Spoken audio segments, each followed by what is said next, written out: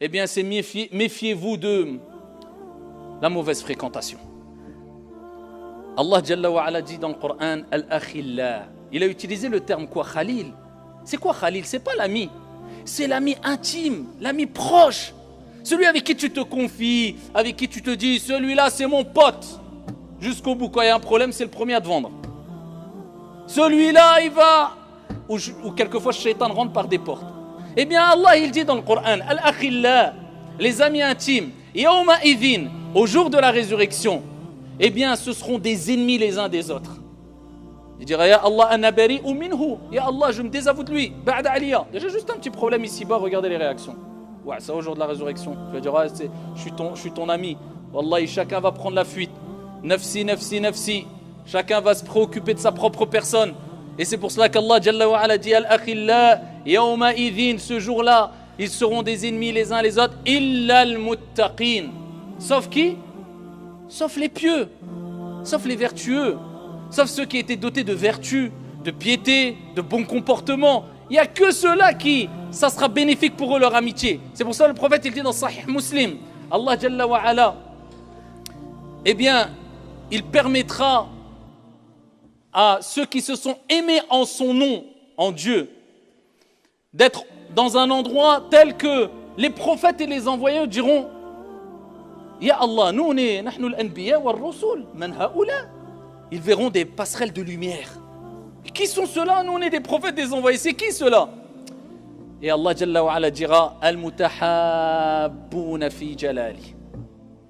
Celles et ceux qui se sont aimés en mon nom glorieux. C'est-à-dire, ils ont eu un amour pas d'intérêt. Dieu n'inspire que le bien. Ils se sont aimés pour le bien, pas des intérêts, voilà, parce que je vais gagner ceci ou cela avec lui. Non, je vais gagner des choses positives pour ma vie d'ici-bas et mon au-delà. Eh bien, ces amis-là, qui te poussent vers le bien, qui te poussent à rester sur tes études, à respecter l'autre, peu importe sa confession ou autre, à être miséricordieux comme le prophète alayhi salatu wassalam nous l'a enjoint, à s'accrocher à ta prière, à ton apprentissage du Coran, etc. Eh bien, ce sont ceux-là qui te seront bénéfiques, Abdallah. C'est pour ça que le prophète alayhi salatu wassalam, il dit Al-mar'u ala dini khalili falyanzur ahadukum man yukhalil. La personne est sur la voie, le comportement de celui qu'il fréquente. Que chacun d'entre vous voit vraiment bien. Fasse attention à qui il fréquente. Tu vas être influencé, que tu le veuilles ou non. Ne dis pas non, mais moi j'ai mes convictions, je sais ce que je fais. Wallahi, t'as beau être qui tu veux. T'as beau être un pieux, t'as beau être un saint, t'as beau être... Tu fréquentes des gens mauvais, tu es obligé de d'éteindre. Et allez voir ce qui se passe dans certaines cités, sans généraliser. Une partie de la jeunesse, sans généraliser. Qu'est-ce qui a fait que...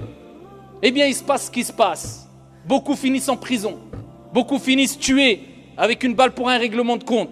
Beaucoup font des guerres de cité et de quartier. Beaucoup tombent dans le vol, dans la vente de drogue. Mais qu'est-ce qui a provoqué ça si ce n'est la mauvaise fréquentation? Combien de jeunes étaient bien éduqués, étaient respectueux, ils se sont retrouvés dans des mauvaises ambiances, ils ont été obligés, bon gré mal gré, de suivre la mauvaise fréquentation, la mauvaise ambiance, au lieu d'être forts et de se dire écoute, notre amitié, elle s'arrête là, il n'y a pas de problème.